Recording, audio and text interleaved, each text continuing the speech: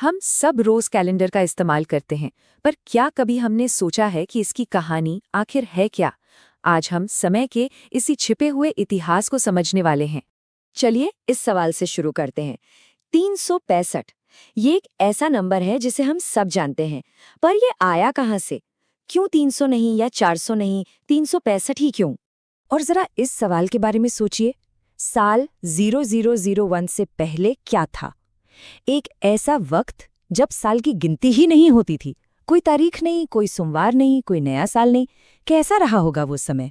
जी हाँ, हमारे जो पूर्वज थे ना, उनके लिए समय घड़ी की टिक टिक नहीं थी।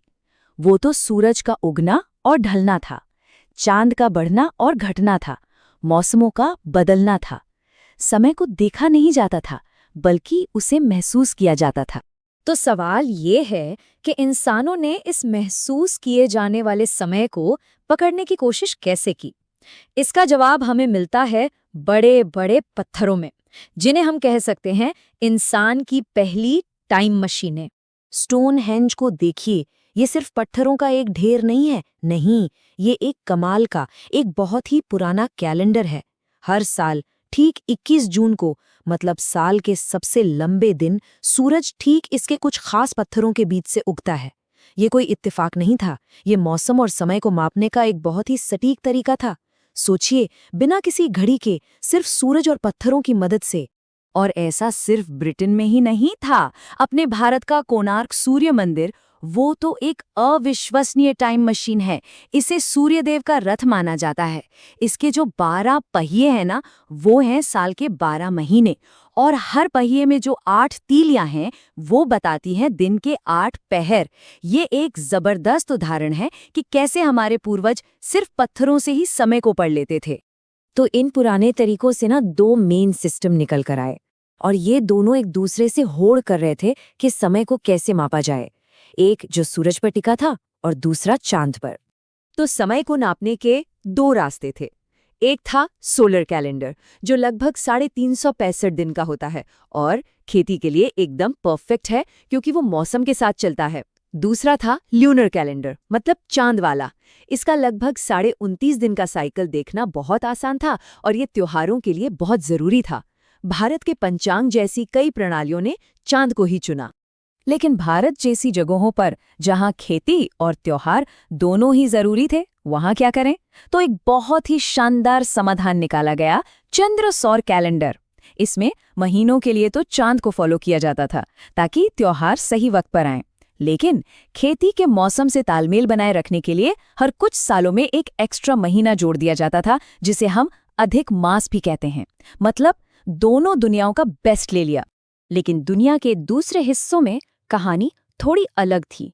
जिस कैलेंडर को हम आज इस्तेमाल करते हैं ना, उसकी कहानी हमें रोम ले जाती है।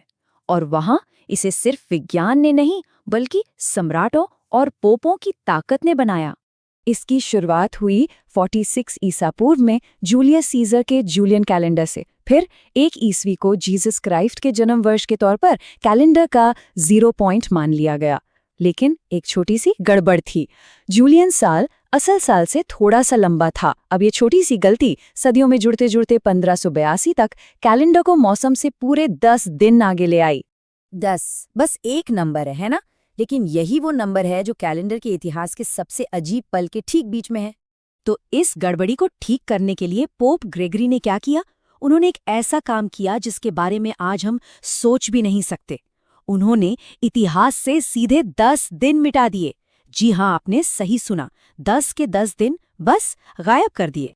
सोचकर देखिए, लोग गुरुवार 4 अक्टूबर को सोए, और जब वो जागे तो अगली सुबह शुक्रवार 15 अक्टूबर की थी। 10 दिन बस हवा में गायब हो गए, सिर्फ इसलिए ताकि कैलेंडर वापस मौसम के साथ चल सके। तो इस सारे इतिहास और राजनीति के पीछे का सीधा साधा विज्ञान क्या है? ये सब कुछ पृथ्वी, चंद्रमा और सूरज की चाल पर निर्भर करता है। ये बहुत ही सिंपल है।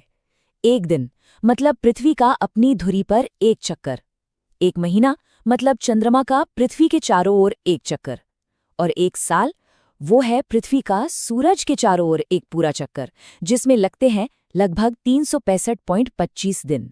और यहीं से आता है लीप ईयर का आइडिया, क्योंकि पृथ्वी को सूरज का एक चक्कर लगाने में 365.25 दिन लगते हैं और हमारा कैलेंडर है 365 दिन का। तो हर साल चौथाई दिन का फर्क आ जाता है ना। अब 4 साल बाद ये चौथाई दिन मिलकर एक पूरा दिन बन जाता है। इसीलिए हम हर 4 साल में एक एक्स्ट्रा दिन जोड़ देते हैं ताकि हमारा कैलेंडर गड़बड़ ना हो। तो हमने इतिहास और विज्ञान सब समझ लिया, लेकिन ये सारी बातें हमें एक बहुत गहरे सवाल पर वापस ले आती हैं। समय के साथ हमारा असली रिश्ता है क्या? ये एक बड़ा सवाल है। हम सोचते हैं कि हम समय को माप रहे हैं, पर क्या ऐसा नहीं है कि समय हमें माप रहा है, हमारी जिंदगी को मिनटों और घंटों में बांध रहा है? आखिर में सबसे जरूरी बात यह है कि कैलेंडर कोई कुदरती चीज नहीं है। ये एक इंसानी आविष्कार है, एक सिस्टम है जिसे हमने कायनात को समझने के लिए बनाया है। लेकिन समय की जो असली भाषा है ना, वो शायद आज भी सितारों में, चांद की चाल में और हमारी अपनी धड़कनों में ही लिखी है। तो अगली बार जब कोई घड़ी देखे या कैलेंडर पर तारीख बदले, तो बस एक पल के लिए रुकिएगा और सोचिएगा, क्या हम सच में समय के बहाव को महसूस कर रहे हैं या सिर्फ किसी और के बनाए हुए सिस्टम के हिसाब से चल रहे हैं?